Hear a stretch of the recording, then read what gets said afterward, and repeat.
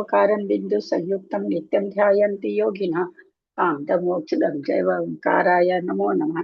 अविरल सद्गत नौका प्रक्षाली सकल भूतल कलंक मुनि तीर्था सरस्वती हरतुल दूरितम् अज्ञानातिविराधानां ज्ञानाञ्जन शलाकया चक्षुरुन्मीलितं येन तस्मै श्री गुरुवे नमः। श्री परम गुरुवे नमः। परम्पराचार्य गुरुभ्यो नमः। सकल कलुषविध्वंसकं श्रेषां परिवर्धकं धर्म संबंधकं भव्य जीव मन प्रतिबोधकारकं पुण्य प्रकाशम पापणासमिदं शास्त्रम श्री उत्तर पुराण ग्रंथराज नामधेयम अस्य मूल ग्रंथ करता है श्री सर्वज्ञ देवास्त्र उत्तर ग्रंथ करता है श्री गंधर देवा प्रति गंधर देवा तेषां वचनसारता आसाद्य श्रीमद गुंधराचार्येण विरचितमिदं शास्त्रं श्रोतारः सावधानतया शृण्वन्तु। मंगलम भगवान वीरो मंगलम गौतमो गणि मंगलम कुंद कुंदादेव जैन धर्मोस्तु मंगलम सर्वमंगल मांगल्यम सर्वकल्याणकारकम प्रधानम सर्वधर्माणां जैनम जयतु शासनम जैनम जयतु शासनम जैनम जयतु शासनम। सरस्वती नमस्तुभ्यं वरदे कामरूपिणि विद्यारंभं करिष्यामि सिद्धिर्भवतु मे सदा। व्यासं जिनवानी माता की जय। परम मांगलिक ग्रंथ उत्तर पुराण ग्रंथराज की जय। गुंधराचार्य की जय। कढ़ाई दीप में विराजमान सभी आचार्य उपाध्याय सर साधु के चरणों में नमोस्तु नमोस्तु नमोस्तु। सभी आरिका माता जी के चरणों में वंदामि वंदामि वंदामि। सभी छुल्लक छुल्लिका एलक के चरणों में इच्छामि इच्छामि इच्छामि। सभी प्रतिमाधारी के चरणों में रूप में विराजमान प्रतिमाधारी के चरणों में वंदना वंदना वंदना। रूप में विराजमान पूरे जनों का सादर चरण स्तर सभी से सादर जय जिनेन्द्र। श्रीमते सकल ज्ञान साम्राज्य पदनियों से धर्म चक्र वृत्ते भरते धर्म संसार धेनु से। बोलो आदिनाथ भगवान की जय। पढ़े इनको पढ़ने का। कल किसने पढ़ा था? कल मैं नहीं थी क्लास में। राजमती उन्होंने पढ़ा था कि निशा जी ने पढ़ के सरिता चन्नी ने पढ़ा था कि कल? हाँ सरिता चन्नी जी ने पढ़ा था ना कल। सो गए थे हाँ। उनके? क्या सो गए थे उनके? हाँ 197 है पेज नंबर 197 हो गया उनका। हो गया था। अच्छा उनका हो गया। अब राजमती जी पढ़ेंगी। राजमती जी तो होंगी। राजमती जी है कि नहीं है? आपका नंबर है नहीं है क्या? सब देरी से करते हैं असल में, आराम से। जेटी भाई साहब है क्या? जेटी भाई साहब का नंबर है राजमती जी के पास? जेटी भाई साहब है? नहीं है। है अब कोई नहीं है। 5-6 आदमी है बस, कोई नहीं आया अभी। मधु काला भी नहीं होगी तो तुम चुड़िया अभी कोई नहीं आया। नहीं 15 जने हैं वैसे भाभी। 15 जने दीदी मैं पढ़ूं? एक मिनट। आपका तो हो गया था। मैं अंजू जैन। हाँ आपका तो नंबर हो गया था लेकिन जो नंबर से बोल रही है ना मैम। कुसुम चूड़ी वाले हैं क्या? कुसुम चूड़ी वाले हैं? नहीं है। सरोज श्रावकी हैं? मैं हूँ। हाँ तो आप पढ़िए। सरोज श्रावकी आप पढ़िए। एक मिनट। हाँ कल कहाँ से छोड़ा मुझे नहीं पता। कल मैं थी नहीं तो बताइए कहाँ से छोड़ा था कल। तो सरिता बाई का था हो गया। हाँ उनका हो गया बता रही है। 100 हो गए। 320 पे छोड़ा था। 300 तक पढ़ मालूम लिया नहीं था। उनका तो पूछना पड़ेगा हो गया क्या मालूम नहीं मेरे को। 320 तो थोड़ी छूट गई। हाँ एक मिनट। Page number 197। वंदना दीदी को पढ़ना सबको सादर दे। आप लोग स्वाध्याय करिएगा थोड़ा सा। मैं आज नहीं बैठ पा रही हूँ, तबीयत नहीं ठीक लग रही मेरे को। थोड़ा कितना पेज नंबर मैं भूल गई। पेज नंबर 197 बोल रही है वो। और श्लोक नंबर बता दीजिए कौन सा है? 326 320 20 है। 320। हाँ हाँ निकाल हो गया। जय जिनेन्द्र सभी को। 320 था। सम्य ज्ञान आदि गुणों तथा अनेक धारकों का आदर करना और कसाय रहित परिणाम रखना, इन दोनों को सज्जन पुरुष विनय संपन्नता करते हैं। व्रत तथा शील से युक्त चारित्र के भेदों में निर्दोषता रखना, अतिचार नहीं लगाना, शास्त्र के उत्तम ज्ञाता पुरुषों के द्वारा शीलव्रतानुचार नाम की भावना कही गई है। निरंतर शास्त्र की भावना रखना सो अभिक्षण ज्ञानोपयोग है। संसार के दुसह दुख से निरंतर डरते रहना सामयिक भावना है। पात्रों के लिए आहार, अभय और शास्त्र देना त्याग कहलाता है। आराम के अनुकूल अपनी शक्ति के अनुसार काय आगम क्लेश करना तब आंटी जी, कहलाता है। क्या चीज? आगम के अनुकूल लिखा हुआ है। आगम तो जिनवाणी के पहले है आगम। हाँ, आगम के अनुकूल अपने शक्ति अनुसार। आप आराम कुछ ऐसे पढ़ रहे थे। आगम के अनुकूल अब अपनी शक्ति के अनुसार काय क्लेश करना तब कहलाता है। किसी समय बाएं और आभ्यंतर कारणों से मुनि सन के तपश्चरण में विघ्न उपस्थित होने पर मुनि संघ की रक्षा करना साधु समाधि है। निर्दोष बुद्धि से गुणियों के दुख दूर करना यह तप श्रेष्ठ साधन वैयाव्रत है। अनंत देव आचार्य बहुश्रुत तथा आगम में मन वचन काय से भावों की शुद्धता पूर्वक अनुराग रखना क्रम से अर्थ भक्ति, आचार्य आपका ना भक्ति। सूरज भाभी, आपका चेहरा दिखाई नहीं दे रहा, थोड़ा इधर हो जाइए। आप दिखाई नहीं दे रही। हाँ, थोड़ा इधर को जाइए। हाँ, अब ठीक है, ऐसे पढ़िए। अब दिखाई आपका दे रहा है तो हाँ, अब दिखाई दे रहा है।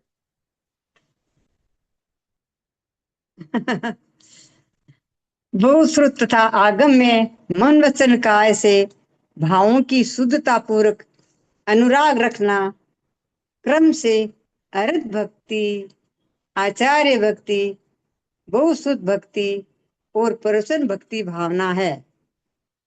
मुनि के जो सामायिक आदि 6 आवश्यक बतलाए हैं उनमें यथा समय आराम के कई अनुसार प्रवर्तन होना आवश्यक आदि परिहानी नामक भावना है। आगम ज्ञान से तप से आंटी जी, आगम लिखा यथा समय आगम के कहे अनुसार। हाँ, आगम के अनुसार का मतलब है जो हमारे धर्म में जिनवानी ने बताया, धर्म हाँ, के तो वो अनुसार। आराम पढ़ रहे हैं, आगम नहीं पढ़ रहे हैं। आगम के अनुसार, आगम। उच्चारण उनका आराम आराम बोल रहे हैं। अच्छा, आगम बोल रही हूँ ना। आगम तो गया। ज्ञान से तप से जितेंद्र देव की पूजा से अथवा अन्य किसी उपाय से धर्म का प्रकाश फैलाने को विद्वान लोग मार्ग प्रभावना कहते हैं।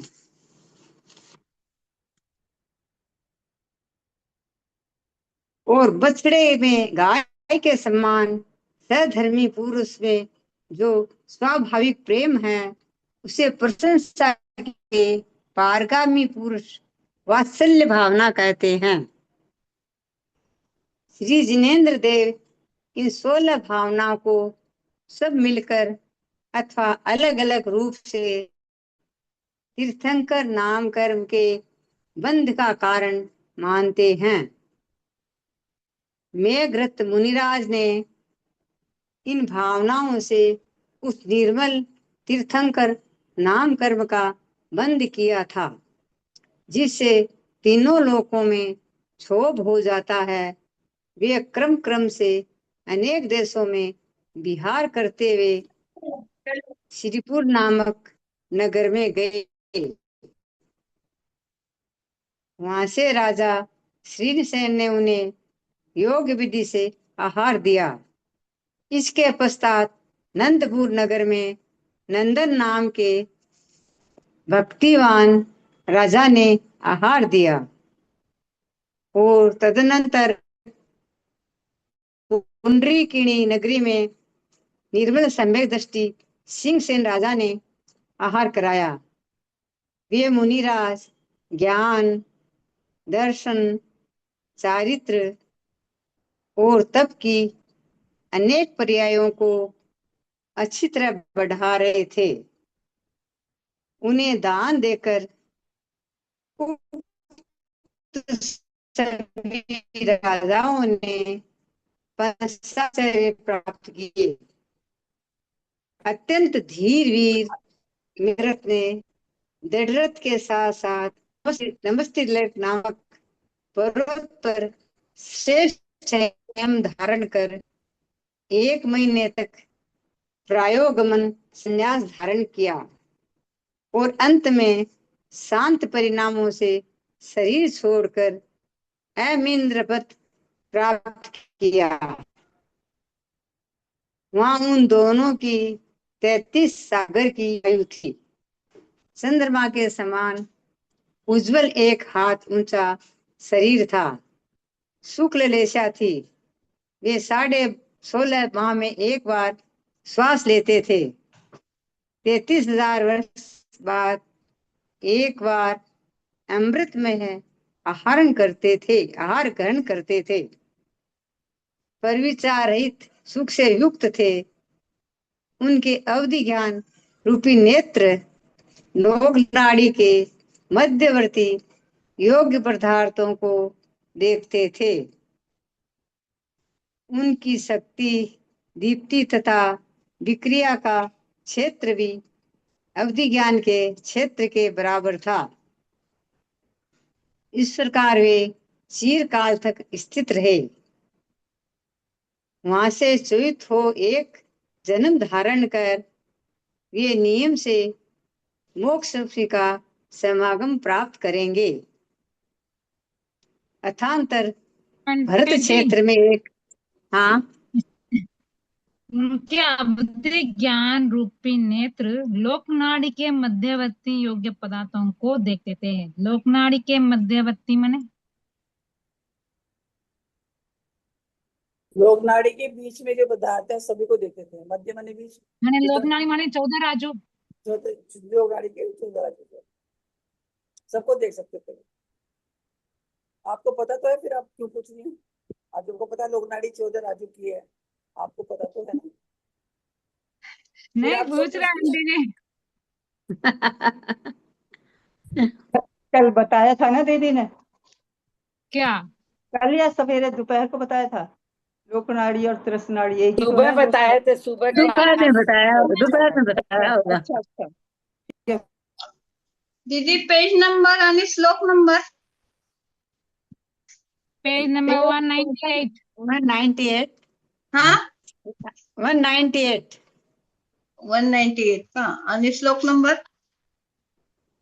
1 मिनट 342 342। अथांतर भरत क्षेत्र में एक कुरुजागर नाम का देश है जो आज क्षेत्र के ठीक मध्य में स्थित है। सब प्रकार के धान्यों का उत्पत्ति स्थान है और सबसे बड़ा है। वहां पर पान की बेलों से निपटे एवं फलों से युक्त सुपारी के वृक्ष ऐसे जान पड़ते हैं मानो पुरुष और बालकों के आलिंगन का सुख ही प्रकट कर रहे हो। वहां चोंच जाति के वृक्ष किसी उत्तम राजा के समान सुशोभित होते हैं, क्योंकि जिस प्रकार उत्तम राजा महाफल भोगों के उत्तम पदार्थ प्रदान करता है, उसी प्रकार चोंच जाति के वृक्ष महाफल बड़े बड़े फल प्रदान करते हैं। जिस प्रकार राजा तुंग उदारचित होता है, उसी प्रकार चोंच जाति के वृक्ष तुंग ऊंचे थे। जिस प्रकार राजा पद्मूल पक्की जड़ वाले होते हैं, उसी प्रकार चोंच जाति के वृक्ष कौन भी। है? गैलेक्सी टैबलेट वाले प्लीज अपना बंद करिए, म्यूट हो जाइए आप, आपकी आवाज आ रही है।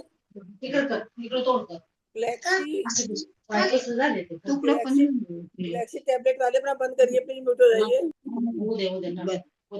आवाज नहीं सुन रहे हैं।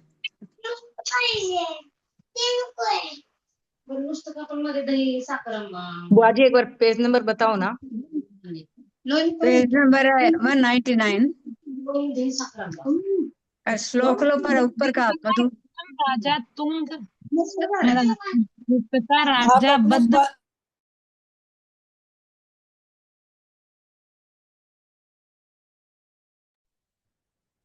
पक्के जड़ माने क्या? जिस प्रकार राजा बद्धमूल पक्की जड़ वाले होते हैं। पक्की जड़ माने एकदम से नहीं समझ आया। पक्की जड़ तो मतलब वृक्ष के सुनो नीचे जो जड़ होता है। पुष्पा जी एक बात सुनिए, इसमें लिखा हुआ है ना अपने आप ही, आप सोचिए, इन्होंने खुद लिखा ना राजा बदमूल, अगर आगे लिख दिया पक्की जड़ वाले, मतलब मजबूत, है ना?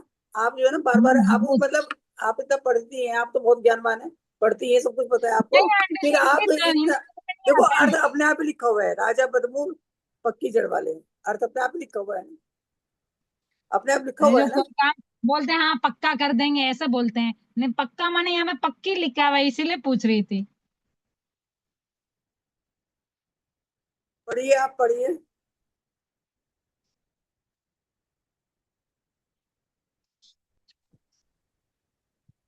सरोज जी पढ़िए आप म्यूट हो गई शायद वो,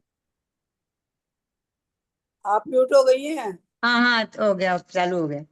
उसी प्रकार जो जाति के वृक्ष भी बदबूल पक्की जड़ वाले थे, जिस प्रकार राजा मनोहर अत्यंत सुंदर होते हैं, उसी प्रकार चोस जाति के वृक्ष भी मनोहर अत्यंत सुंदर थे। जिस प्रकार राजा संपन्न सतपत्र अच्छी अच्छी स्वारियों से युक्त होते हैं, उसी प्रकार चोस जाति के वृक्ष भी सतपत्र, सतपत्र मतलब ऋषिशला जी सतपत्र अच्छे अच्छे पत्तों से, अच्छे अच्छे अच्छे पत्तों से से, पत्ते, अच्छे से पत्तों पत्ते को क्या पत्ते पत्ते, सतपत्र अच्छी स्वारियों से अच्छे युक्त पत्ते, होते हैं। अच्छे पत्ते होते हैं ना, पत्ते। ये तो पत्र है और ये सवारी आ गई ना। जिस प्रकार राजा दीदी सतपत्र, एक मिनट, दीदी हाँ एक मिनट, ये जो इसमें बार बार चोंच वालों का वो आ रहा है उदाहरण, तो ये क्या मतलब चोंच जैसे जीव है कि पक्षी है, ये क्या है? मैं नहीं वृक्ष वृक्ष जानती, मुझे नहीं पता, पर इसमें चोर जाति के वृक्ष आए हैं, इतना मुझे वृक्ष ज्ञान है नहीं है। इसमें, वृक्ष लिखा मतलब है। वृक्ष का नाम है चोर जाति के, आज वो ललता कौन से दीदी नहीं होते है क्या हैं? क्लास में? नहीं, क्लाउड की तबीयत खराब है थोड़ा। ओ अच्छा अच्छा, चोर जाति के ठीक है वृक्ष दीदी, इसमें होते ठीक हैं है, लिखा अब ना। मैं हुआ ही समझ है गई। ना चोच के वृक्ष। हाँ चोच जाति के वृक्ष लिखा हुआ है ना इसमें। हाँ जाति के वृक्ष लिखा हुआ है ना। उसी प्रकार चोर जाति के वृक्ष भी सतपत्र अच्छे अच्छे पत्तों से युक्त थे। वहां के केले के वृक्ष स्त्रियों के समान उपमा दिए, मतलब सबकी, अब जैसे केले के वृक्ष को स्त्रियों के समान उत्तम प्रीति करने वाले थे, क्योंकि जिस प्रकार केले के वृक्ष सदृष्टि देखने में अच्छे लगते हैं, उसी प्रकार स्त्रियां भी सदृष्टि अच्छी आंखों वाली थी। जिस प्रकार केले के वृक्ष सुकुमार होते हैं, उसी प्रकार स्त्रियां भी सुकुमार थी। जिस प्रकार केले के वृक्ष छाया अन्ना तप से युक्त होते हैं, उसी प्रकार स्त्रियां भी छाया कांति से युक्त थी। जिस प्रकार केले के वृक्ष रसीले होते हैं, उसी प्रकार स्त्रियां भी रसीली श्रृंगार से युक्त थी। और केले के वृक्ष जिस प्रकार सबसे अधिक सुंदर होते हैं, उसी प्रकार स्त्रियां सबसे अधिक सुंदर थी। वहां के सुंदर आम के वृक्ष फलों से झुक रहे थे, नैनी कोपलों तथा फूलों से उज्जवल थे। कोकिलाओं के वार्तालाप से मुखरित थे और चंचल भ्रमरों के समूह से व्यग्र थे, जिनमें बड़े बड़े पक्के फल लगे हुए हैं। 8 से 8 से 7 से 8 जिनकी निकलती हुई गंध से भ्रमर अंधे हो रहे थे, जो मूल से ही लेकर फल देने वाले थे। ऐसे कटहल के वृक्ष वहां अधिक सुशोभित होते थे। फूलों के भार से झुकी हुई वहां की झाड़ियां, लताएं और वृक्ष सभी ऐसे जान पड़ते थे मानो कामदेव रूपी राजा की कीड़ा भवनी हो। वहां की भूमि में गड्ढे नहीं थे, छिद्र नहीं थे, पत्थर नहीं थे, ऊपर जमीन नहीं थी, 8 भय नहीं थे। भय मतलब डर है तीसरा जी। भय का मतलब 8 प्रकार का भय होता है ना, अग्नि से भय, जल से भय, राजा से भय, ये होता है ना 8 प्रकार के भय होते हैं। 8 तरह के भय नहीं थे हैं? हाँ वो नहीं थे, वो मतलब इतनी प्रजा सुखी थी कि भय भी नहीं था वहां किसी को। हाँ 8 भय नहीं थे, किंतु इसके विपरीत वहां की भूमि पेज सदा कितना है? देती रहती थी। पेज नंबर 199 और श्लोक नंबर 340। जिस प्रकार प्रमाद रहित श्रेष्ठ चारित्र को पालन करने वाले द्विज कभी प्रायश्चित नहीं ले प्राप्त करते, उसी प्रकार वहां की प्रजा अपनी अपनी मर्यादा का पालन करने से कभी दंड का भय नहीं प्राप्त करती थी। जिनमें निरंतर मत्स्य जलचर जीव रहते हैं, सो स्वस्थ जल से भरे हुए हैं और अनेक प्रकार के फूलों से आच्छादित हैं। ऐसे वहां के सरोवर ज्योतिर्लोक की शोभा हरण करते हैं। वहां के वृक्ष ठीक राजाओं के समान आचरण करते थे, क्योंकि जिस प्रकार राजा पुष्प नेत्र कमल पुष्प के समान नेत्रों वाले होते हैं, उसी प्रकार वहां के वृक्ष भी पुष्प नेत्र रूपी नेत्रों से युक्त थे। जिस प्रकार राजा समूतुंग उदरायण से होते हैं, उसी प्रकार वहां के वृक्ष भी समूतुंग बहुत ऊंचे थे। जिस प्रकार राजा विटपायत भाव होते हैं, शाखाओं के समान लंबी भुजाओं से युक्त होते हैं, उसी प्रकार वहां के वृक्ष भी विटपायत त्वाव है। शाखाएं जिनकी लंबी भुजाएं हैं, ऐसे थे। जिस प्रकार राजा सदा उत्तम फल प्रदान करते हैं, उसी प्रकार वहां के वृक्ष भी सदा सुंदर फलों को धारण करने वाले थे। वहां की अनेक प्रकार की लताएं स्त्रियों के समान सुशोभित हो रही थी, क्योंकि जिस प्रकार स्त्रियों के लाल लाल होठ होते हैं, उसी प्रकार वहां की लताएं लाल पल्लव थे। जिस प्रकार स्त्रियां मंद मंद मुस्काने सहित होती है, उसी प्रकार वहां की लताएं फूलों से सहित थी। जिस प्रकार स्त्रियां तलवंगी पतली होती है, उसी प्रकार वहां की लताएं भी तलवंगी पतली थी। जिस प्रकार स्त्रियां काले काले केसों से युक्त होती हैं, उसी प्रकार वहां की लताएं भी काले काले भ्रमरों से युक्त थी।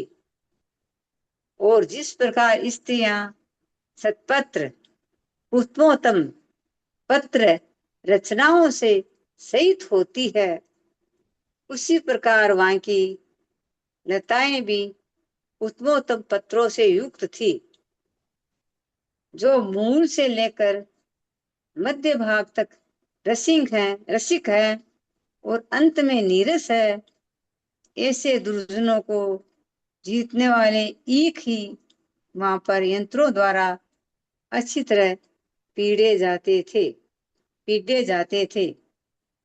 वहां पर लोप अनुबंध आदि का अदर्शन शब्दों के सिद्ध करने में होता था। अन्य दूसरे का लोप नाश नहीं होता था। नाश पाप रूप प्रत्ययों का होता था। दहाविधि भी मनुष्यों में होता था और वेद अर्थात वे चेतना दोनों कानों में होता था, दूसरी जगह नहीं। दंड केवल लकड़ियों में था। वहां के प्रजा में दंड अर्थात जुर्माना नहीं था, निष्ठता थी। निष्ठता अर्थात तीक्ष्णता केवल शस्त्रों में थी। वहां की प्रजा में निष्ठता अर्थात दुष्टता नहीं थी। निर्धनता अर्थात निष्परिग्रहता तपस्वियों में ही थी। वहां के मनुष्यों में निर्धनता अर्थात गरीबी नहीं थी और विदानत्व अर्थात मद का अभाव मद सूख जाने पर केवल हाथियों में ही था।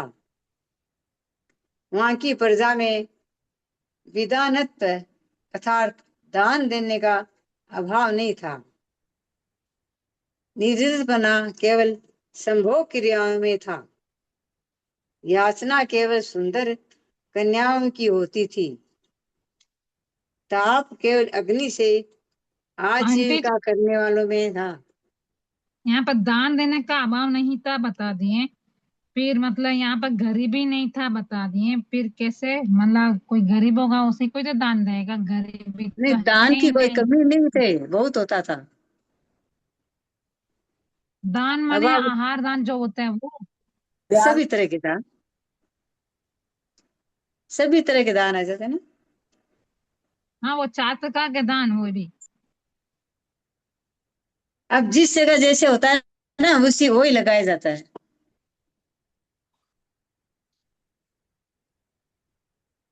मद सूख जाने पर केवल हाथियों में ही था। वहां एक की बार प्रजा सरोज बिना सरोज एक बार कहाँ से दान लिखा हुआ है, ऊपर से पढ़ो। पढ़ती हूँ।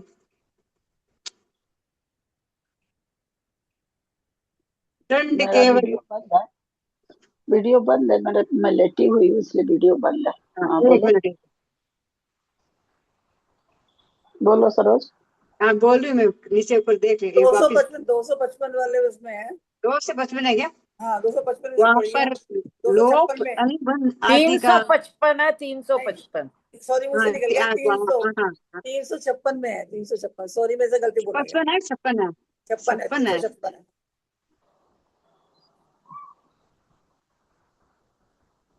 नहीं, मैं 355 से पढ़ लेती हूँ। वहां पर लोप अनुबंध आदि का आदर्शन शब्दों में सिद्ध करने में होता था। अन्य दूसरे का लोप नाश नहीं होता था। नाश पाप रूप प्रवृत्तियों का होता था। दहा वीरी मनुष्य में होता था और वेद अर्थात छेदना दोनों कानों में होता था, दूसरी जगह नहीं। दंड केवल लकड़ियों में था। वहां के प्रजा में दंड अर्थात जुर्माना नहीं था। निस्त्रता अर्थात तीक्ष्णता केवल शस्त्रों में थी। वहां की प्रजा में निस्त्रता अर्थात दुष्टता नहीं थी। निर्धनता अर्थात निष्परिग्रहता तपस्वियों में ही थी।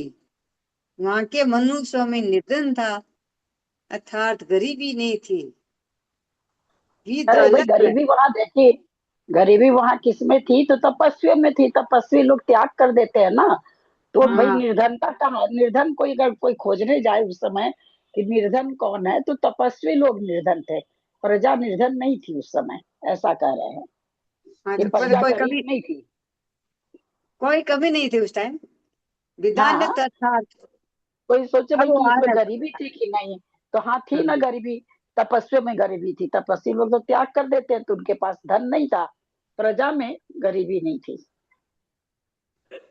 पिता अर्थात मद का अभाव मद सूख जाने पर केवल हाथियों में ही था। वहां की प्रजा में भी दानत्व अर्थात दान देने का अभाव नहीं था। अब आ गया ना यहाँ पे। अभाव, हाँ नहीं वो कह रहे हैं कि भाई अभाव देखा जाए, मतलब भाई कि उस राजा के राज्य में क्या चीज का अभाव था, तो बोलो वहाँ अभाव, दान देने का अभाव नहीं था। कि किसी को अभाव खोज रहा, कि अभाव किसको कहते हैं, तो हाथियों का जब मद सूख जाता था तो मद रहित हो जाते थे, तो वहां देखा जाता था अभाव, दान का अभाव नहीं था वहां पर।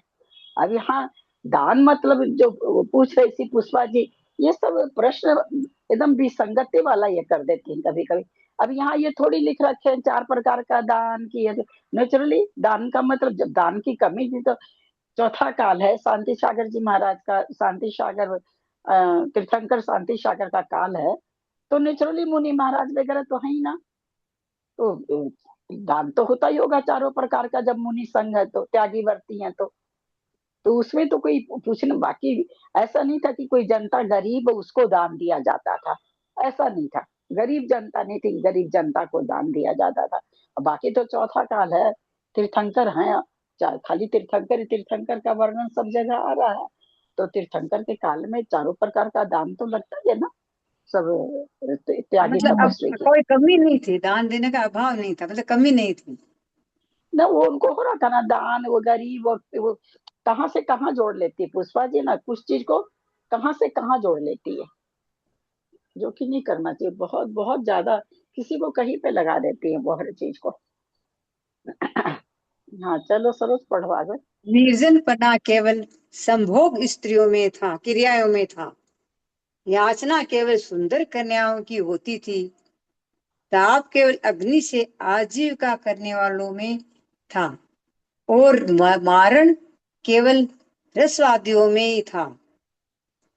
मारण केवल रसवादियों में ही था। रसायन आदि बनाने वालों में था। ये क्या मतलब हुआ? रसायन मतलब कुछ पदार्थ कोई बनाने एक का। एक फिर से पढ़, 2 पंक्ति फिर से पढ़ो। हाँ मारन पढ़ती का हूँ। मीनिंग भी बताइएगा दीदी। हाँ एक निर्जन पना केवल संभोग क्रियाओं में था। याचना केवल सुंदर कन्याओं की होती थी।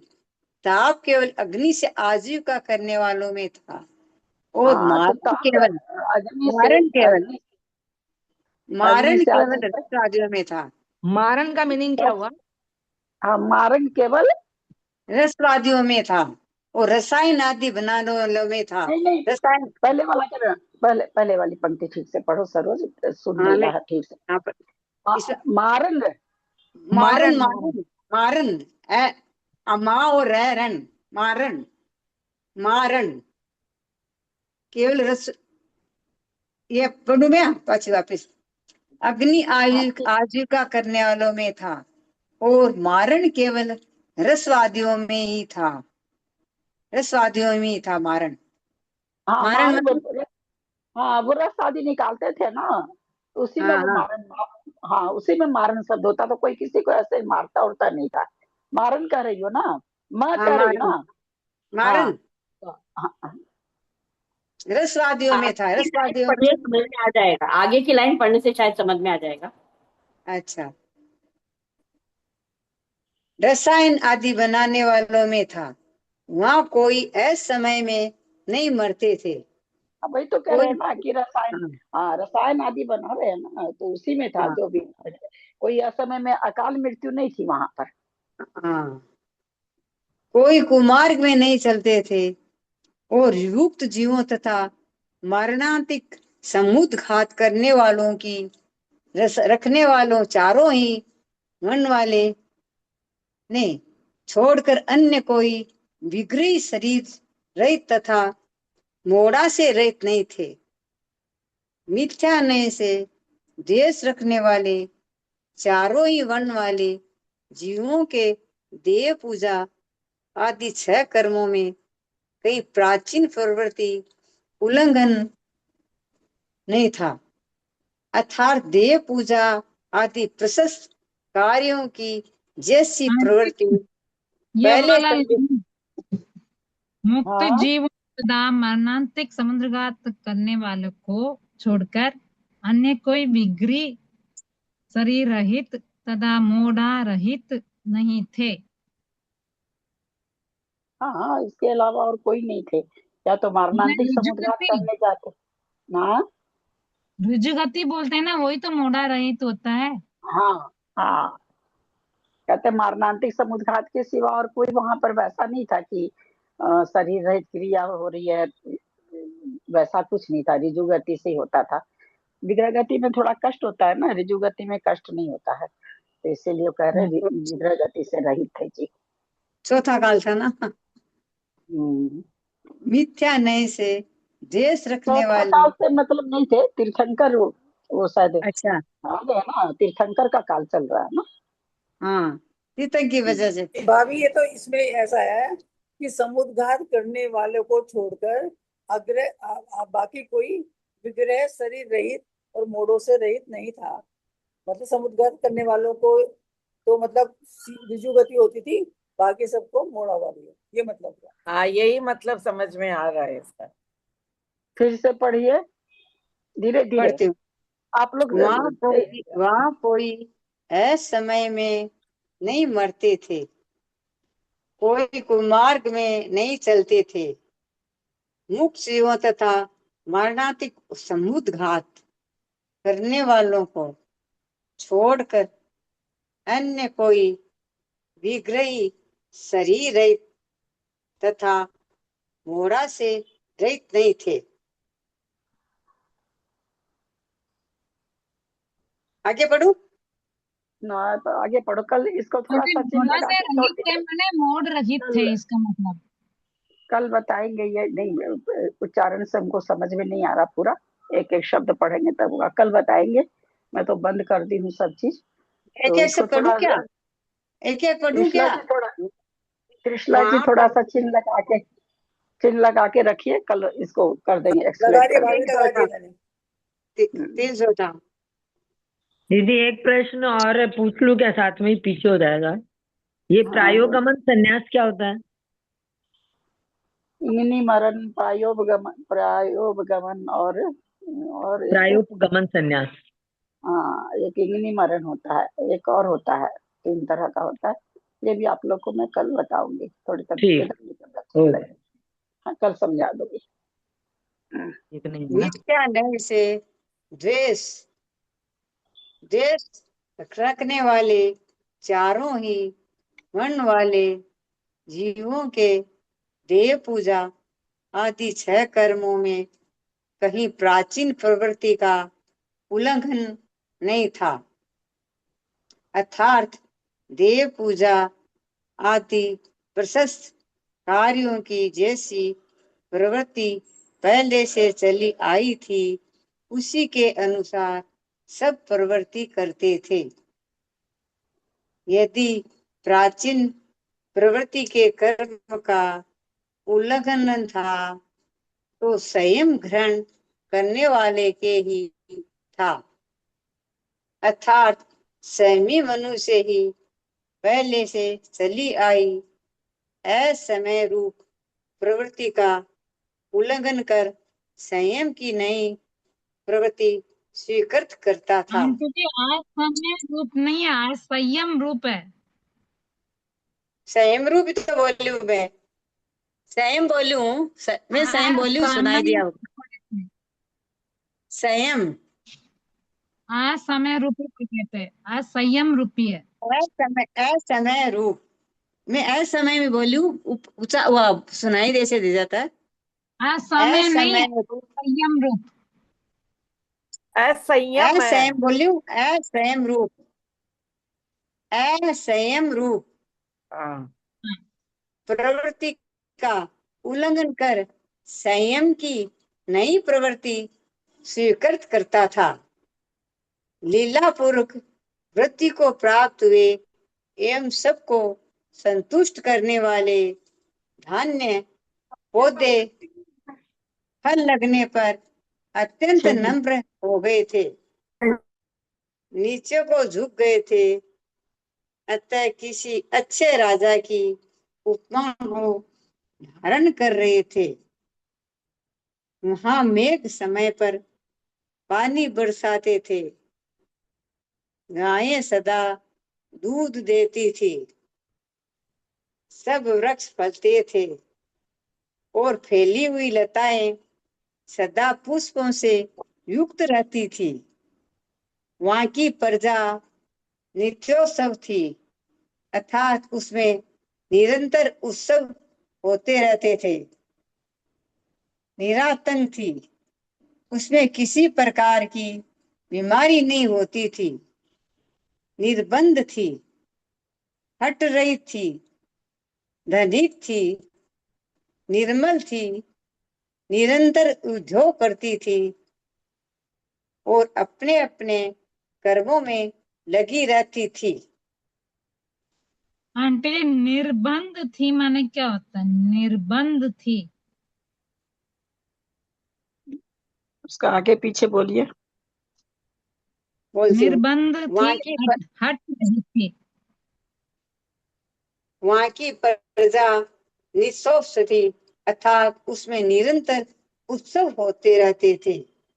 निरातंक थी, उसमें किसी प्रकार की बीमारी नहीं होती थी। निर्बंध थी, हट रही थी, धनिक थी। तो बंद रही थी, हठी रही थी कि हट कर होता है ना, हठी होता ना आदमी, तो वही बोल रहे निर्बंधी थी। यानी कि हठी आदमी क्या होता, बंद जाता, ऐसा होगा तो ही काम होगा। तो वो कह रहे कि नहीं, वो वहां की उस समय की प्रजा सरल थी, यानी निर्बंधी नहीं, हाँ, निर्बंधी थी, सरल थी, हठ नहीं थी, ऐसा कह रहे हैं। हाँ, धनिक थी, निर्मल थी, निरंतर उद्योग करती थी और अपने अपने कर्मों में लगी रहती थी। जिस प्रकार शरीर के मध्य में बड़ी भारी नाभि होती है, उसी प्रकार कुरुंजागल देश के मध्य में एक हस्तापुर नाम की नगरी है। अगाध जल में उत्पन्न हुए अनेक पुष्पों द्वारा जिनकी शोभा बढ़ रही है, ऐसी 3 परिखाओं से यह नगर घिरा हुआ था। धूलि के ढेर और कोट की दीवारों से दुर्लंघ वह नगर गोपुरों से युक्त दरवाजों अट्टालिकाओं की पंक्तियों तथा बंदरों के सिर जैसे आकार वाले बुर्जों से बहुत ही अधिक सुशोभित हो रहा था। वह नगर राजमार्ग से मिलने वाले डराने के लिए बनाए हुए हाथी, घोड़े आदि के चित्रों तथा बहुत छोटे दरवाजों वाली बहुत सी गलियों से युक्त था, जो सार वस्तुओं से रहित है तथा जिनमें सदाचारी मनुष्य इधर से उधर टहला करते हैं। ऐसे वहां के राजमार्ग स्वर्ग और मोक्ष के मार्ग के समान सुशोभित होते थे।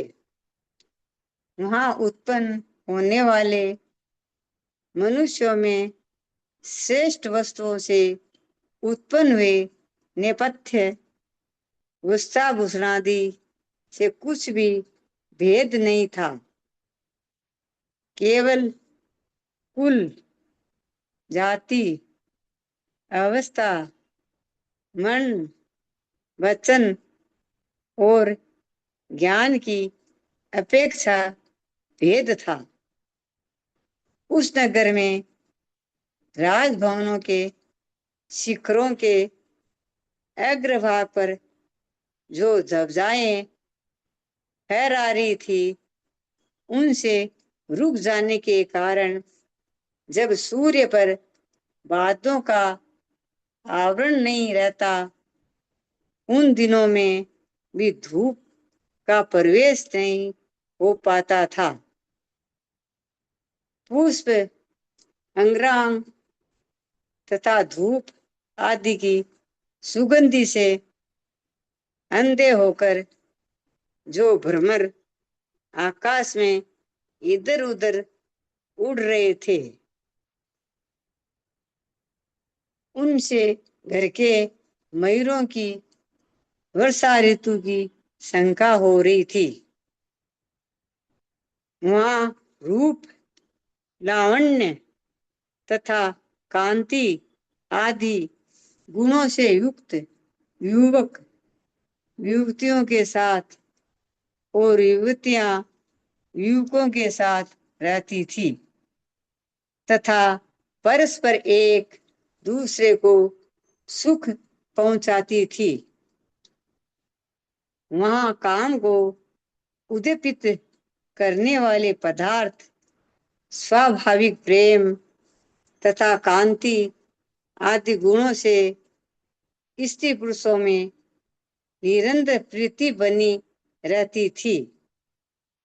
वहां धर्म अहिंसा रूप माना जाता था।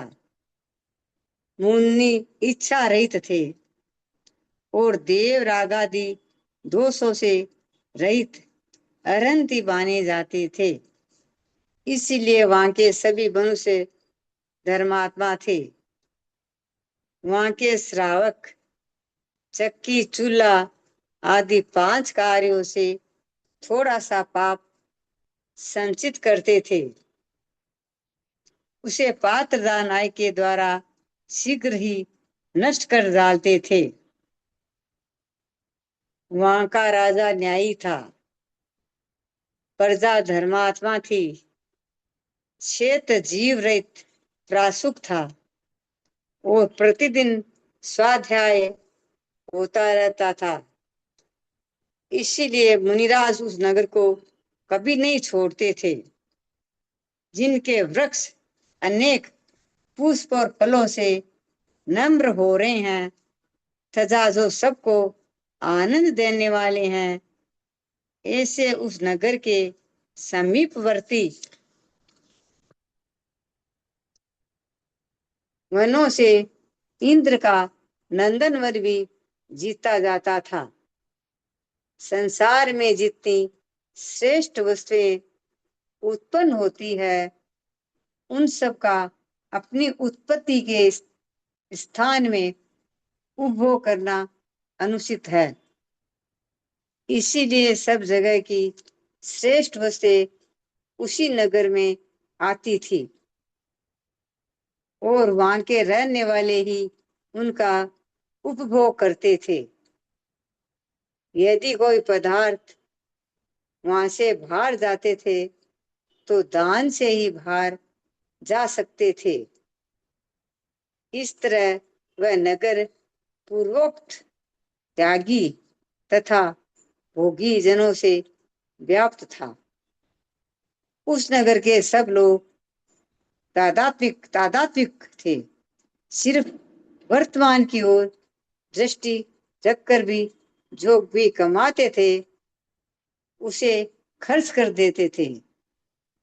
उनकी यह प्रवृत्ति दोषादायक नहीं थी, क्योंकि उनके पुण्य से सभी वस्तुएं प्रतिदिन बढ़ती रहती थी।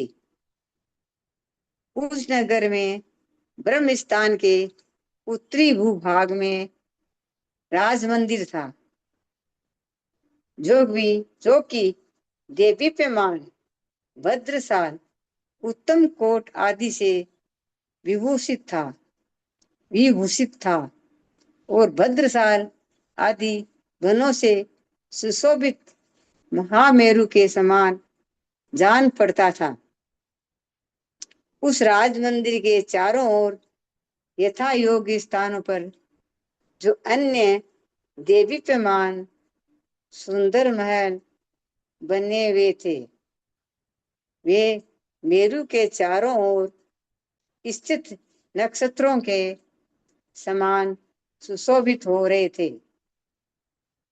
उस हस्तिनापुर राजधानी में काश्यप गोत्री देदीप्यमान राजा अजित सेन राज्य करते थे।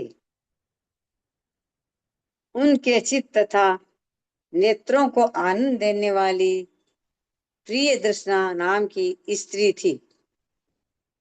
उसने बाल चंद्रमा आदि शुभ स्वप्न देखकर ब्रह्म सर्ग से चरित हुए विश्वसेन नामक पुत्र को उत्पन्न किया था। गंधार देश के गांधार नगर के राजा अजित जय उनकी अजिता रानी से सनत कुमार स्वर्ग से आकर एरा मां की पुत्री हुई और वही यही एरा राजा विश्वसेन की प्रिय रानी हुई थी। सिरी, हरि, घृति आदि देवियां उसकी सेवा करती थी। भादोबदी सप्तमी के दिन भरनी नक्षत्र में रात्रि के चतुर्थ भाग में उसने साक्षात पुत्र रूप फल को देने वाले 16 स्वप्न देखे।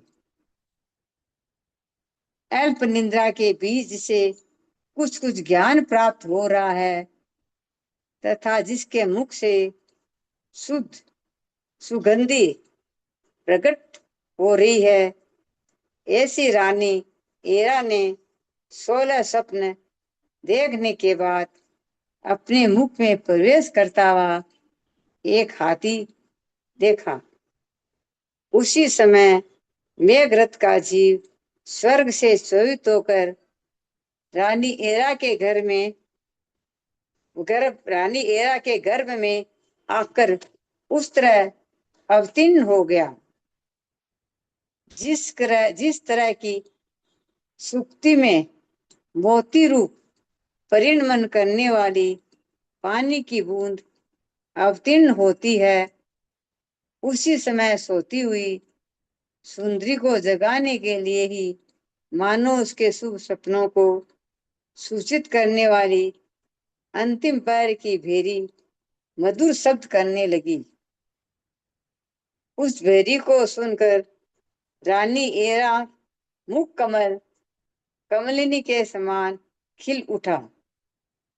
उसने शय्यागृह से उठकर मंगल स्नान किया। उस समय के योग्य वस्त्राभूषण पहने और चलती फिरती कल्पलता के समान राजसभा को प्रस्थान किया। उस समय वह अपने ऊपर लगाए हुए सफेद छत्र से बाल्य सूर्य की किरणों के समूह को भयभीत कर रही थी। ढूंढते हुए चंबरों से अपना बड़ा भारी अभ्युदय प्रकट कर रही थी और पास में रहने वाले कुछ लोगों से सहित थी। जिस प्रकार रात्रि में चंद्रमा की रेखा प्रवेश करती है, उसी प्रकार उसने राज्यसभा में प्रवेश किया। औपचारिक विनय करने वाली उस रानी को राजा ने अपना आधा आसन दिया। उसने अपने द्वारा देखी हुई स्वप्नावली क्रम से राजा को सुनाई और अवधि ज्ञान रूपी नेत्र को धारण करने वाले राजा से उनका फल मालूम किया। उसी समय चतुर्निकाय के देवों के साथ स्वर्ग से इंद्र आए और आकर गर्भावतार कल्याण करने लगे। उधर रानी के घर में इंद्र बड़े अभ्युदय से साथ बढ़ने लगा और इधर त्रिलोकीनाथ की माता रानी 15 माह तक देवों के द्वारा की हुई रत्न वृष्टि आदि पूजा प्राप्त करती रही। जब 9वां माह आया तब उसने जेठ कृष्ण चतुर्दशी के दिन याम्य योग में प्रातः काल के समय पुत्र उत्पन्न किया। वह पुत्र ऐसा सुंदर था मानो समस्त संसार के आनंद का समूह ही हो। साथ ही अत्यंत निर्मलमती श्रुत अवधि ज्ञान रूपी 3 उज्जवल नेत्रों का धारक भी था। शंखनाद, भेरीनाद, सिंहनाद और घंटानाद से जिन जन्म की सूचना दी गई है, ऐसे चारों निकायों के देवों ने मिलकर जिनेंद्र भगवान का जन्मोत्सव बढ़ाया। रहने दीजिए फिर अपना 400 तो बहुत लंबा है। पहला हैं? भी अभी रहने दीजिए, टाइम हो गया ना, तो हाँ, जो 400 वाला पैरा है ना वो काफी लंबा है। 40 कर दे तू, नहीं 39 वो है ना? थोड़ा लंबा है, काफी लंबा है वो, पढ़ लेना चाहो पढ़ लो, थोड़ा लंबा है वो, हैं? पढ़ लो। 399 हो गए ना, 400 वाला थोड़ा लंबा है, देख लो आप करना चाहो कर लो। जरा वही सा टाइम है। थोड़ी- उस समय दिशाओं के मध्य को आसित करने वाली देवी इंद्राणी ने गर्भ में प्रवेश किया और कुमार सहित पतिव्रता जिन माता एरा को मायामयी निद्रा ने वशीभूत कर दिया। उसने पूजनीय जिन माता को प्रदक्षिणा देकर प्रणाम किया और एक मायामयी बालक उसके सामने रखकर, जिन्हें सर्वदेव नमस्कार करते हैं, ऐसे श्रेष्ठ कुमार जिन बालक को उठा लिया था अपनी दोनों कोमल भुजाओं से ले जाकर इंद्र के हाथों में सौंप दिया। इंद्र ने उन्हें ऐरावत हाथी के कंधे पर विराजमान किया और पहले जिस प्रकार भगवान आदिनाथ को सुमेरु पर्वत के मस्तक पर विराजमान कर क्षीर महासागर के जल से उनका अभिषेक किया था, इसी प्रकार उन्हें भी सुमेरु पर्वत के मस्तक पर विराजमान कर क्षीर महासागर के जल से इनका अभिषेक किया। जय जिनेन्द्र। जय जिनेन्द्र। 340 हो गया। 400 हो गए, 400 है। 400 हो गए पूरे। हाँ 400 400 हो गए, हाँ 404 400। टाइम हो गया। हाँ आज परीक्षा भी तो है।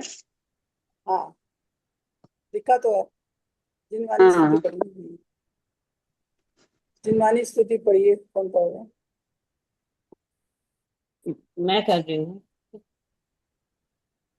करिए। जय जिनेन्द्र सभी को। भावों में सरलता रहती है, जहाँ प्रेम की सरिता बहती है। हम उस धर्म के पालक हैं, जहाँ सत्य अहिंसा रहती है।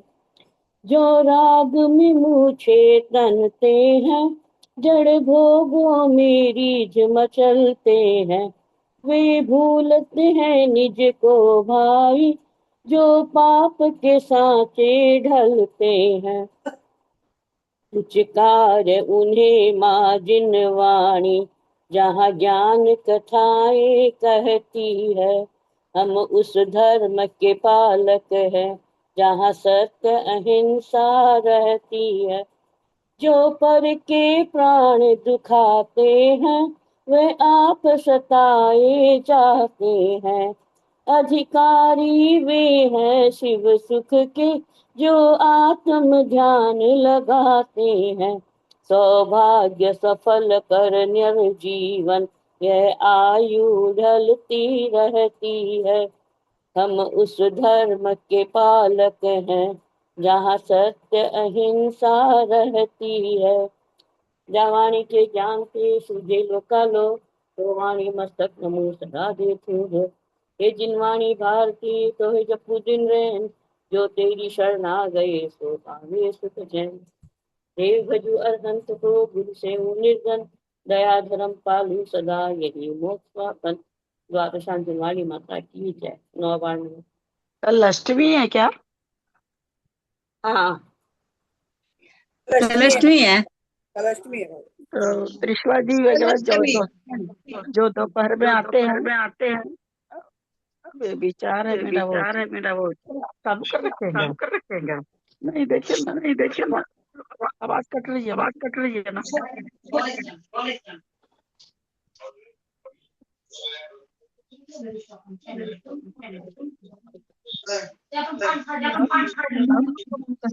सादर प्रणाम। दीदी को प्रणाम और सादर जय सभी बड़ों को सादर जय जिनेंद्र। जय जिनेंद्र वंदना सभी बड़ों को सादर प्रतिमा भाभी को सादर जय बड़ों का सादर ललिता जी को जय ललिता जी को दो करते हैं, अंजना सबको वंदना, सबको बड़ों को सादर जय जिनेंद्र, सबको जय। आवाज कैसे आ रही है? सभी को सादर जय।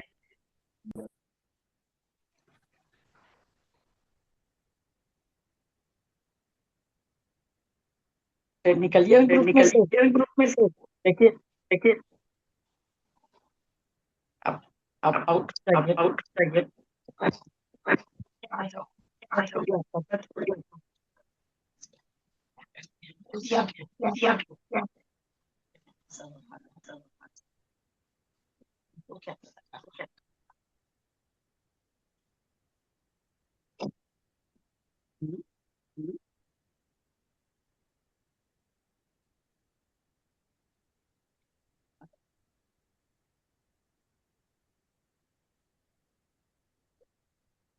हेलो अभी भी आई रहा। चलिए एंड कर रहे हैं। तो फोन में उन्होंने क्या कर